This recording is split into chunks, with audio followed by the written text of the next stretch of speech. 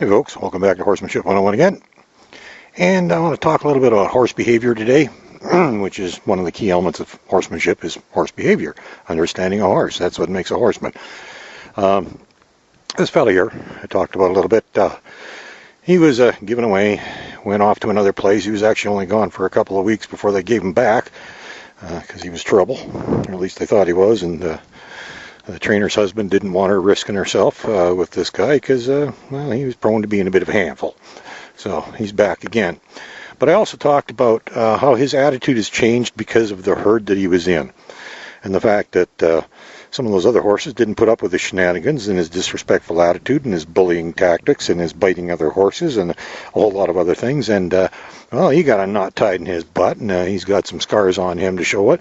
And he's come back with a whole new attitude. Now, I've always said there's no better teacher of a horse than another horse.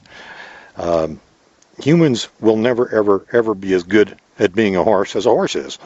So when it comes to communicating with a horse, educating a horse, teaching it manners, respect, and a lot of other things, there's nothing that we can do that is going to work near as well, as effectively, or as quickly as what another horse can do. And this is why it's really important to not keep horses segregated. Now, I've talked also about, there's a new guy out there, and I also talked about, introducing new horses to your herd and what to expect. And, there's going to be a little bit of, aggression, sometimes some posturing, whatever, sometimes some actual biting and kicking. But eventually they're going to sort it out, and it's all going to be okay. Will they get a few scars on them? Yeah, whatever. They're horses. They can handle it. This guy's got a nice good chomp on his backside. And his owner actually was very concerned even before he came back. He was very concerned that he was getting beat up by these other horses. I think that might be where that scar above his eye came from too. But she was very concerned about the fact that he was getting beat up where he was. And she said, geez, the last time I saw him, he was a mess. I'm thinking, you know what? Best thing that could happen for that guy is he gets around another horse that's going to give him a whooping, because all the horses here, well, he only had the two other ones. My mare was scared of him, and that other guy that was a leader at the time, he was such a tolerant guy. He'd put up with his nonsense. That poor guy was always covered with scars from being bitten by this dummy here, even though that was the leader, that was the herd leader, But he was such a tolerant guy that he put up with the shenanigans of this other one. Apparently where he went, well, they didn't put up with it. And so that's where I say there's nothing better than another horse to teach a horse. And depending on the circumstances, I was actually really hoping for the day that would happen, and I'm really glad it did. But being that I was talking about before about introducing new horses to their herd and stuff, one of the common things I hear is my horse doesn't get along well with other horses. I have to keep it in a stall and keep it away from other horses because it doesn't get along well with other horses. You know why that horse doesn't get along with other horses? Because you keep it in a stall. That's why. It's never been out and learned how to get along with other horses. And I experienced that firsthand myself. I had a mare that I know where she came from, and she spent most of her life in a stall and didn't develop social skills and how to get along with other horses.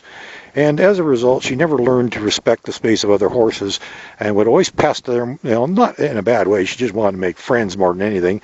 But just because she didn't know how to go about it and wasn't respectful about it, she was always getting the crap kicked out of her. And I eventually ended up having to get rid of that horse because she was starting to look like Hamburger. That poor horse was getting just beat, something terrible. And it wasn't her fault. It was the way that she had been kept. She had never been kept in a herd and experienced a herd situation where she could learn from other horses how to behave, how to have manners, and how to be a horse. And that's why the worst thing you can do is, from a behavioral standpoint, is to segregate your horse, keep it in a stall. I won't even go into how many different problems that can cause. But you know what? If you've got a horse that has a problem with getting along with other horses, go put it with other horses. Just turn it out into a herd of half a dozen or a dozen horses and let them sort it out. Yeah, your horse might come back with a few bruises and scars on it, but they'll heal. And in the end, you're going to have a horse that's going to be a whole lot more emotionally well-balanced and well-mannered and well-behaved, because it will have been taught manners and respect by the herd in a manner that that horse understands, and it is going to be a better, happier, healthier horse in the end. So don't get concerned about the short-term animosities and aggressions between the horses, and they'll get over it. They'll sort it out. They'll get over it, and in the end, your horse is going to be better for it. So don't be so scared of trying to protect your horse that you want to keep it bubble wrapped and locked in a stall all the time, because that stall is what's causing the problem in the first place. The horse isn't spending enough time in a herd to learn how to get along with a herd, and every herd that it goes into is going to be different too. So don't think that, well, it got along once, so it's going to be okay the next time, or well, it used to get along with other horses, but now it doesn't. Well, now it doesn't because you're putting it in with different horses. And that whole thing will start over every single time. And it doesn't matter if your horse has been socialized or not.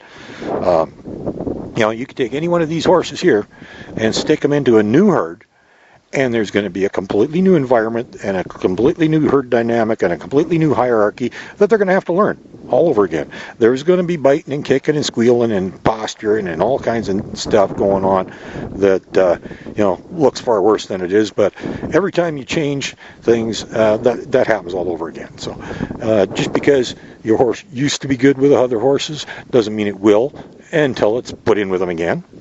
If you think your horse, well, it used to be good with other horses, but now it isn't, well, it's because you're putting it with different horses.